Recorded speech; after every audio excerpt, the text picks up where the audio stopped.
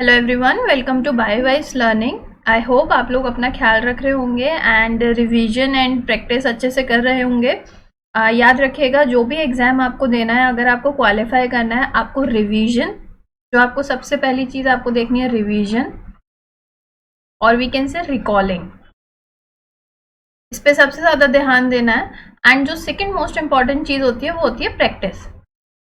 कभी भी एग्जाम में बिना प्रैक्टिस करे नहीं जाना चाहिए, क्योंकि क्या होता है, जो प्रीवियस ईयर क्वेश्चंस होते हैं, कहीं ना कहीं आपका जो एग्जाम होता है वो सेम पैटर्न ही फॉलो कर रहा होता है ओवर द ईयर्स। तो जब भी आप प्रैक्टिस क्वेश्चंस लगाते हैं, आप प्रीवियस ईयर क्वेश्चंस लगाते हैं, PYQ क्वेश्चंस लगाते हैं अगर, तो क्या होता है, आपको पता चलता है कि किस स्टैंडर्ड का क्वेश्चन पूछा गया है एक पर्टिकुलर टॉपिक में से। तो आपका दिमाग जो होता है, आपका ब्रेन जो होता है, ऑटोमेटिकली उससे रिलेटेड कॉन्सेप्ट पहचानने लगता है। तो कोशिश करा करिए, जो भी एग्जाम दे रहे हैं, XYZ जो भी एग्जाम दे रहे हैं, आप DBT दे रहे हैं, आप गेट भी दे रहे हैं, आप गेट दे रहे हैं, CSIR, ICMR, ICR, इतने सारे एग्जाम्स हैं। प्रीवियस ईयर क्वेश्चंस अगर अवेलेबल हैं तो ज़रूर लगा के जाइए।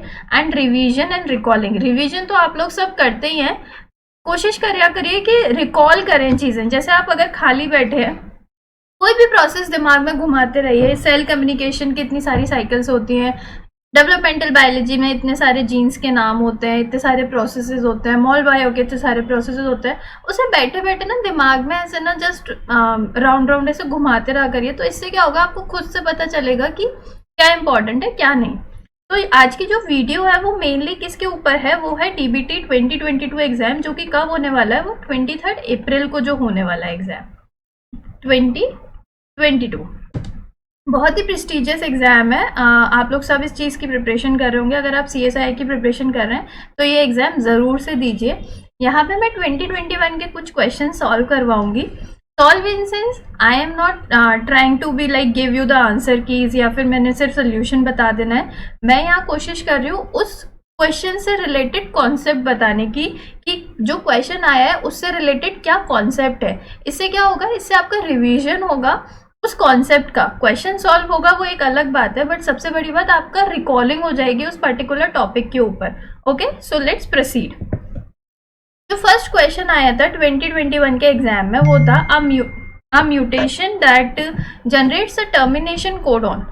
ऐसा कौन सा म्यूटेशन है जो टर्मिनेशन कोडॉन, या फिर हम उसको क्या कह सकते हैं, stop codon is known as. ऐसा कौन सा म्यूटेशन है जो टर्मिनेशन कोडोन को लीड टू करता है, मतलब बनाता है। Missense mutation, nonsense mutation, reverse mutation और silent mutation. Let's see the concept behind this. अगर हम नॉनसेंस म्यूटेशन की बात करते हैं, नॉनसेंस कहते हैं ना, किसी भी चीज का अगर कोई सेंस नहीं बन रहा है, किसी की बात का कोई सेंस नहीं बन रहा है, वी यूज टू से लाइक कितनी नॉनसेंस ही बात बोली है, या कितना नॉनसेंस चीज इसने बताई है। तो मतलब कोई सेंस ही नहीं बन रहा है किसी चीज का। तो mutation in which after changing the codon it become nonsense और it will terminate the chain. मतलब जो भी आपकी सिंथेसिस हो रही है, प्रोटीन सिंथेसिस हो रही है, एंड बीच में कुछ म्यूटेशन हो गए, कुछ बेसिस के चेंजेस हो गए, एंड जिसकी वजह से स्टॉप कोडॉन बन गया। स्टॉप कोडॉन कौन कौन से होते हैं, UAA, UAG एंड UGA। ये 3 स्टॉप कोडॉन होते हैं। अगर इन 3 में से कोई भी एक स्टॉप कोडॉन वहां पे बन जाता है, तो वो चेन जो होती है, जो पॉलीपेप्टाइड बन रहा होता है, वो वहीं की वहीं टर्मिनेट हो जाता है। टर्मिनेशन का मतलब होना स्टॉप हो जाना, रुक जाना। In nonsense codon the incomplete protein synthesis takes place. जब प्रोटीन सिंथेसिस हो रही है और बीच में कोई स्टॉप कोडॉन आ गया, दैट मीन्स वहां पे प्रोटीन बनना बंद हो जाएगा। तो मतलब इनकम्प्लीट प्रोटीन बना, और जो वो प्रोटीन होगा वो क्या होगा, वो नॉन फंक्शनल होगा। वो अपनी फंक्शनल, अगर वो पूरा प्रोटीन ही नहीं बना है तो वो फंक्शनल कैसे होगा, that's why it is non functional protein. Second type का म्यूटेशन होता है, वो होता है missense mutation. In this mutation codon codes different amino acid other than original one. जो ओरिजिनली उस पॉलीपेप्टाइड से बनना था वो ना बन करके कोई और ही अमीनो एसिड बन रहा है। फॉर एग्जाम्पल, अपने को यहाँ पे बनाना था आर्जिनिन, बट बन क्या गया, बन गया फिनाइलएलानाइन। ये मैं सिर्फ एग्जाम्पल ले रही हूँ। तो इस तरीके के म्यूटेशन को हम क्या बोलेंगे, इस तरीके के म्यूटेशन को हम बोलेंगे मिससेंस म्यूटेशन। बनना कुछ था, बन कुछ और गया बिकॉज ऑफ द म्यूटेशन। तो जो प्रोटीन होते हैं वो लेस एक्टिव होते हैं या फिर कंप्लीटली इनएक्टिव होते हैं। नेक्स्ट जो आता है वो आता है silent mutation, mutated codon code same amino acid as original. For example आपको पता होगा कि जो हमारे जेनेटिक कोड्स होते हैं वो डीजेनरेशन शो करते हैं, मतलब कोई एक कोडोन बहुत सारे लाइक एक अमीनो एसिड बहुत सारे कोडोन से कोड हो रहा होता है। तो अगर पहले वाले कोडोन से भी आर्जिनिन कोड हो रहा है एंड आफ्टर म्यूटेशन भी आर्जिनिन कोड हो रहा है, तो साइलेंट हुआ ये म्यूटेशन। साइलेंट मतलब उसे बताना ही नहीं है कि मैं चेंज हो गया। जब वो फंक्शनैलिटी सेम शो कर रहा है, जब काम वही हो रहा है, तो बताना क्यों है कि हमने वो कैसे किया। होता है ना, अगर काम हो जाता है तो हम ये थोड़े ना बताते हैं कि अरे मुझसे तो गलती हुई थी, ये किया था मैंने। आपका क्या मेन मोटिव होता है, काम हो गया हमारा।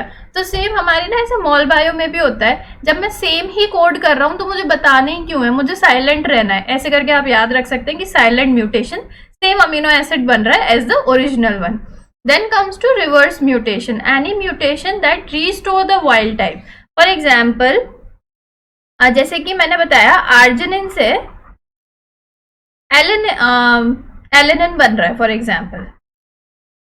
ओके, ये डिफरेंट अमीनो एसिड बना हमारा, तो इसको हम क्या बोलेंगे, इसको हम फॉरवर्ड बोलेंगे। जब एलेनिन से आर्जिनिन बनेगा रिवर्स में, तो then it is known as reverse mutation. Okay, reverse mutation हो गया ये। तो इस तरीके के अलग अलग टाइप के म्यूटेशंस प्रेजेंट होते हैं। तो हमारे इस क्वेश्चन का आंसर क्या होगा, टर्मिनेशन कोडोन है, दैट मीन्स नॉनसेंस बात कर रहा है ये एकदम, इसलिए नॉनसेंस म्यूटेशन हुआ, ये इसका आंसर हो गया। Let's move to the next question, which one of the following is a achiral amino acid. अब पहली बात हमें ये पता होनी चाहिए कि व्हाट इज एकाइरल या फिर एकाइरलिटी क्या होती है, ये हमें पता होना चाहिए कि एकाइरल क्या होते हैं। एकाइरल तो जो अमाइनो एसिड्स होते हैं वो प्रॉपर्टी कौन सी शो करते हैं, वो कायरलिटी शो करते हैं। कायरलिटी का मतलब क्या होता है, डिफरेंट आर ग्रुप्स का प्रेजेंट होना। फॉर एग्जाम्पल ये कार्बन एटम है, इसके साथ कोई ए ग्रुप प्रेजेंट है, कोई बी प्रेजेंट है, सी प्रेजेंट है, सी नहीं लेते हैं, सी ऑलरेडी है, डी प्रेजेंट है या फिर ई प्रेजेंट है। तो ये जो चारों आर ग्रुप्स हैं, जो साइड ग्रुप्स हैं, ये डिफरेंट है, ये कोई भी एक दूसरे से मैच नहीं हो रहा। Then this property, this compound is known as chiral compound. और ये प्रोसेस जो होता है, जो प्रॉपर्टी होती है, उसको हम कायरलिटी बोलते हैं। लेकिन किसी कार्बन के साथ कोई भी दो ग्रुप या फिर चारों ग्रुप सेम हो या तीन ग्रुप सेम है, फॉर एग्जाम्पल इसमें दो ग्रुप सेम है और दो ग्रुप ये सेम है, तो ये वाले इस तरीके के अमीनो एसिड को हम क्या बोलेंगे, इस तरीके के अमीनो एसिड को हम एकाइरल बोलेंगे। दो सेम हो सकते हैं या फिर चारों ही सेम हो सकते हैं। फॉर एग्जांपल ए जुड़ा हुआ है या फिर बी बी बी बी जुड़ा हुआ है, ये सारी ही चीजें किस में आती है, एकाइरल में आती है, और इस प्रॉपर्टी को बोलते हैं हम एकाइरलिटी। ओके, तो जितने भी अमीनो एसिड प्रेजेंट हैं, तो उसमें से जो एकाइरल है वो होता है हमारा ओनली ग्लाइसिन, क्योंकि इसमें चारों तरफ से हाइड्रोजन अटैच होता है। सिर्फ ग्लाइसिन ही ऐसा अमाइनो एसिड है जो एक कायरल है, बाकी सारे अमाइनो एसिड आप यहाँ पे लिस्ट देख सकते हैं, पूरे सब कायरल हैं, सब कायरलिटी शो करते हैं। किसी के पास दो कायरल सेंटर होते हैं, फॉर एग्जांपल आइसोल्यूसिन, इसके पास दो कायरल सेंटर होते हैं, थ्रियोनिन के पास दो कायरल सेंटर होते हैं। ये भी आप दिमाग में रख सकते हैं, इससे भी क्वेश्चन बन सकता है कि कौन से अमीनो एसिड में दो कायरल सेंटर होते हैं। ठीक है, तो इसका आंसर क्या हो जाएगा, इसका आंसर हो जाएगा ग्लाइसिन। आई होप आपको कॉन्सेप्ट पसंद आ रहा होगा, सॉरी समझ आ रहा होगा। तो क्वेश्चन नंबर 3 है, you are preparing 100 ml of solution containing this amount of tris HCl MgCl2 DTT if the stock solution provided with this amount। पहली बार जब भी हम लैब में काम करते हैं, हमें स्टॉक सोल्यूशन मिलता है, हमें उस स्टॉक सोल्यूशन से वर्किंग सोल्यूशन हमें बनाना होता है। ओके,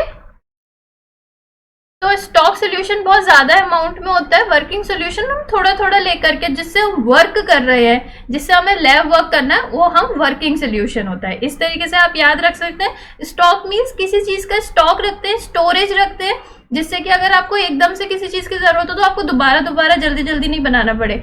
तो स्टॉक में रखना, दैट इज स्टॉक सोल्यूशन, जिससे हम वर्क करते हैं, that known as working solution. Okay, तो यहाँ पे आपसे क्या पूछा हुआ है कि कितना स्टॉक सोल्यूशन की वॉल्यूम रिक्वायर्ड होगी to make 100 ml of working solution, जिसमें से कि कंसंट्रेशन ट्रिस HCl की इतनी होनी चाहिए, MgCl2 की इतनी होनी चाहिए, DTT की इतनी होनी चाहिए। तो अपने को गिवन क्या क्या है, अपने को स्टॉक सोल्यूशन में कंसंट्रेशंस वगैरह दी है, अपने को वॉल्यूम निकालने की कितना volume of stock solution required है to make this amount of working solution, कितना 100 ml अपने को वर्किंग सोल्यूशन बनाना है। तो इसमें कौन सा फॉर्मूला यूज होगा, C1V1 is equals to C2V2।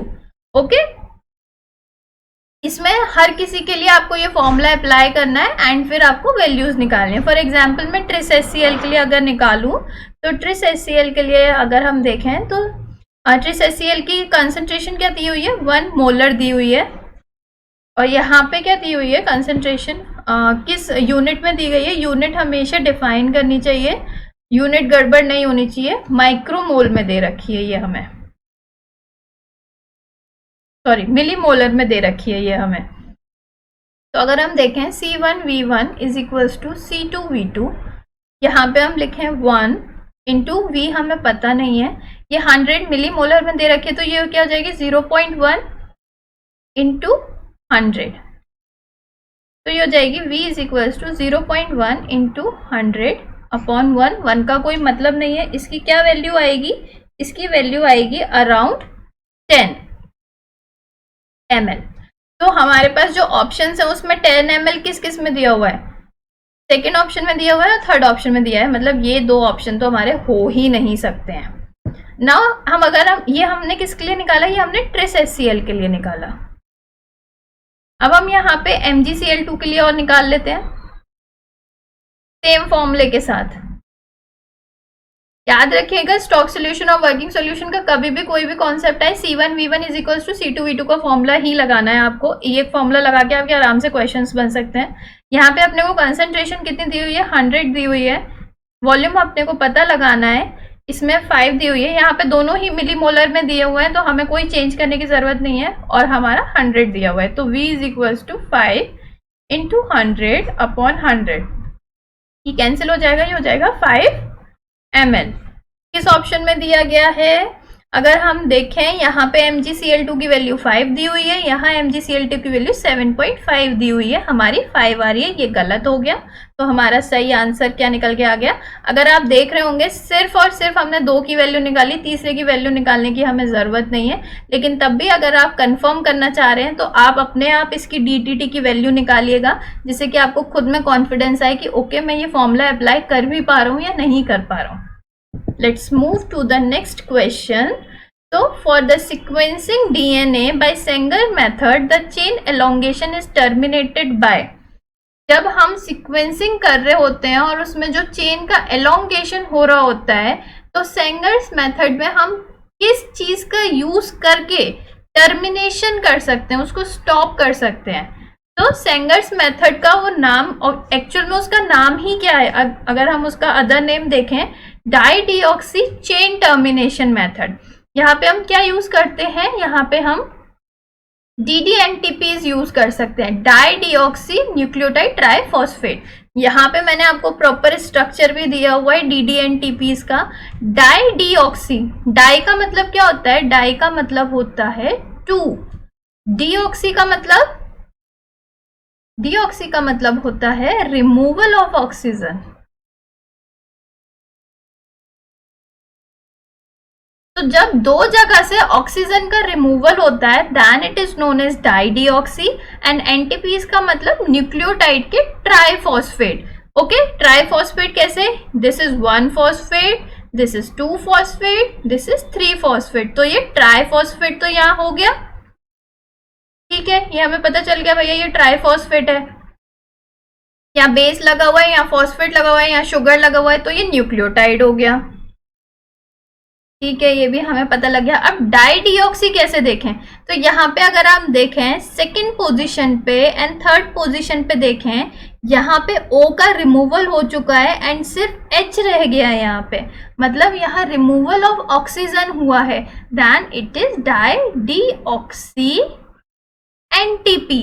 Okay, got it. तो हमें किसका यूज करना पड़ेगा, यहाँ पे हमें किसका यूज करना पड़ेगा, अगर मैं यहाँ लिखूं तो हमें यूज करना पड़ेगा 2 प्राइम 3 प्राइम डाइडिऑक्सी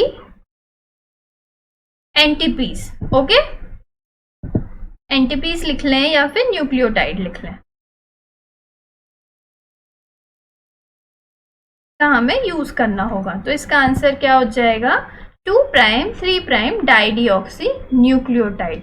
आई होप आपको ये 4 क्वेश्चंस के कॉन्सेप्ट समझ में आए होंगे। मेरा मेन मोटिव यही था कि आपको क्वेश्चन समझ में आए, लेकिन क्वेश्चन के पीछे कॉन्सेप्ट क्या लग रहा है वो भी समझ में आए। अगर आपको इस तरीके के लेक्चर्स और चाहिए तो आप कमेंट बॉक्स में येस लिख सकते हैं। एंड आपको अगर ये वीडियो एंड ये लेक्चर आपको अच्छा लगा हो तो इसे लाइक करिए एंड इस चैनल को सब्सक्राइब करिए। And all the very best for your future. Thank you.